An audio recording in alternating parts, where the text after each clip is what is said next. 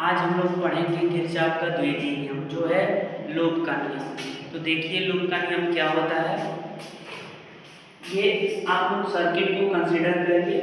जैसे हम सर्किट पहले में R1 रेजिस्टेंस जोड़ा गया है, उसका बैटरी जो है E1 है। दूसरे में रेजिस्टेंस R2 जोड़ा गया है जिसका बैटरी E2 है। थर्ड वाला जो है हमारा ये R3 रेजिस्टेंस जुड़ा हुआ है। इसमें देखिए पहले करंट हम फ्लो कराते हैं I1, तो I1 की डायरेक्शन इधर दे दिया मैंने, और इसमें करंट फ्लो कराते हैं I2। इसमें आप देखिए थर्ड वाले से ये करंट हमारा यहाँ से निकलेगा I1 प्लस I2, और ये थर्ड वाले रेजिस्टेंस में I1 प्लस I2 आएगा। ठीक, और इस पूरे लूप का नाम दे देता हूँ मैं A B C D E F। ठीक है, तो देखिए आखिर लूप होता क्या है। तो लूप वो होता है इलेक्ट्रिकल नेटवर्क का एक छोटा सा पार्ट होता है। जैसे इसका एक छोटा सा पार्ट हमारे पास क्या हो जाएगा, इतना, ये एक पार्ट हो जाएगा, ये वाला दूसरा पार्ट हो जाएगा।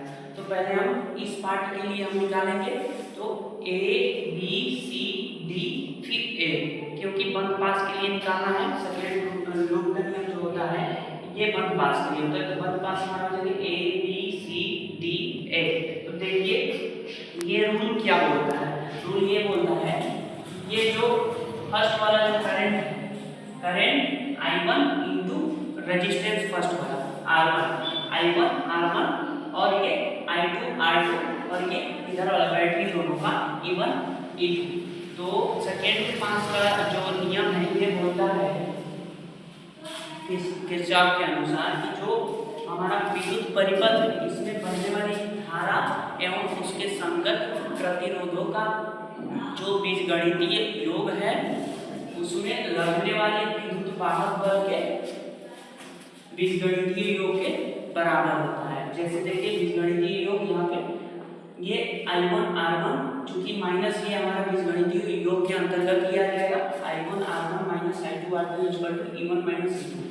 तो ये इस प्रकार से हम लोग ये फर्स्ट पास के लिए लेंगे। तो देखिए चिन्ह कंसीडर कैसे करते हैं। पहले हम लोग इस डायरेक्शन से इस डायरेक्शन में चलेंगे। देखिए ये ऐसे सपोज हम गए, ठीक, तो ऐसे गए तो बोला उन्होंने ये बोला कि जिस डायरेक्शन में हम चल रहे हैं उस डायरेक्शन में करंट भी चल रही है, तो करंट को हम लोग पॉजिटिव लेंगे। अगर जिस डायरेक्शन में हम चल रहे हैं और करंट अगर उस डायरेक्शन के अपोजिट आ रही है तो हम उस डायरेक्शन को निगेटिव लेंगे। करंट भी ऐसे चल रही है, तो करंट चल रही है तो इसको हम लोग प्लस लेंगे, तो प्लस I1 इंटू R1, और ऐसे है तो देखिए इधर से चल रहे हैं करंट हमारे अपोजिट डायरेक्शन में चल रही है, तो इसको हम लोग माइनस I2 लेंगे, माइनस I2 लेंगे। उसके बाद देखिए अब सिमिलरली उसी प्रकार हम लोग फिर से इस सर्किट में दोबारा बंद पास में चलेंगे, फिर इस तरफ से चलेंगे।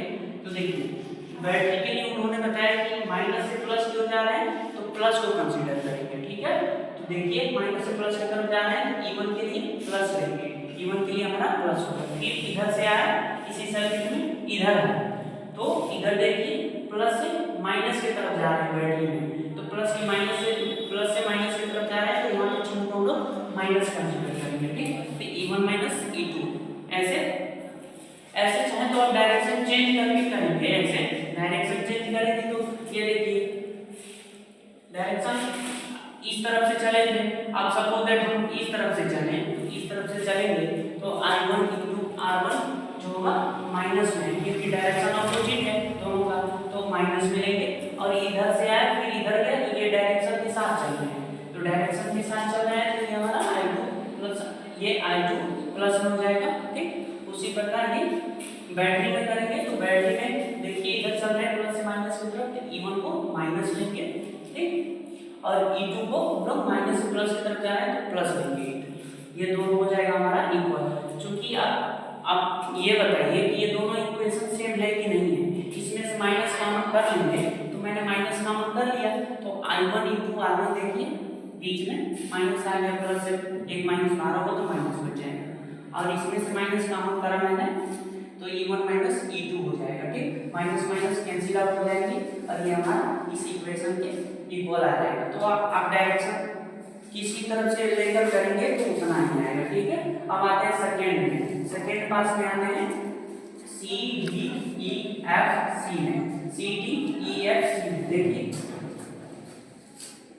C D E F C में चलेंगे तो बंद पास C D E F C में आएंगे तो देखिए यहाँ से करंट आ रहा है हमारा सी डी, ऐसे चलेंगे हम तो इसमें हो जाएगा I2 R2, जिसके अनुदिश चलेंगे तो प्लस हो जाएंगे, तो I2 R2 यहाँ प्लस हो गया, उसके बाद ऐसे आए I1 प्लस I2 यहाँ आया R3 में, तो ये हमारा हो जाएगा I1 plus I2 into R3, और चूंकि बैटरी एक ही है इसमें तो E2 हो जाएगा हमारा, ये हो गया, ये हमारा हो गया ये सेकंड पास का, ठीक। तो उन्होंने ये बताया, जैसे देखिए मैंने डिफिनेशन इधर लिख रखा है, किरचॉफ सेकंड लॉ का, जिसे मेश रूल बोलते हैं, ठीक है। विद्युत परिपथ के किसी बंद पास में बहने वाली धारा एवं उसके संगत प्रतिरोध का गुणनफल उसमें लगे सेल के विद्युत वाहक बल के बीजगणितीय योग के बराबर होता है, ठीक है। बहने वाली धारा, ठीक है। तो ये मैंने परिभाषा लिख रखा है, आप चाहे तो यहाँ से नोट कर सकते हैं। ये रहा हमारा सेकंड मेश रूल किरचॉफ का। तो वीडियो देखने के लिए बहुत बहुत धन्यवाद, थैंक यू सो मच।